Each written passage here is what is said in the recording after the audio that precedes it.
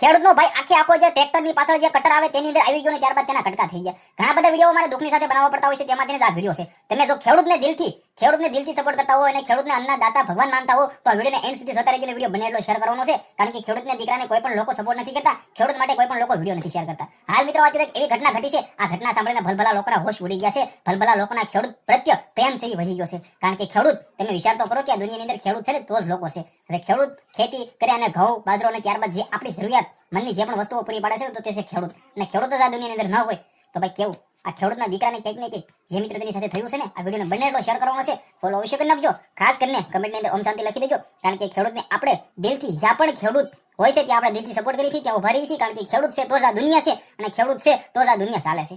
તમે કેટલાક દિવસ ખેડૂત વગર રહી શકશો? દુનિયા કેટલાક દિવસ ખેતી વગર રહી શકશે? કે આપણે ઘઉં વિના રહી શકીએ, બાજરો વિના રહી શકશે? કે આખો દેશ તો મટન નહીં ખાઈને જીવે ને? વિડીયોને બને એટલો શેર કરી દેવાનો છે. ખેડૂત છે તો જ આ દુનિયા છે, ને ખેડૂતની સાથે જ આવી ઘટના ઘટી છે. આખો કટર કટકા થઈ જશે, ત્યારબાદ તેના પરિવારના લોકો ત્યાં રડી રહ્યા છે. હવે આનાથી મોટી દુઃખની ઘટના તો મારે તમને કેવી વિડીયોને બને એટલો શેર કરવાનો છે. ફોલો અવશ્ય કરી નાખજો, સબસ્ક્રાઇબ પણ કરી દેજો, જેથી તમારા સમક્ષ આવી ફલને અપડેટો લાવતો રહો. આજના વિડીયોમાં ત્યારે જ મેં આપણે નવો વિડીયો મળે ત્યાં સુધી બધા લોકોને દિલથી ધન્યવાદ. શેર કરો.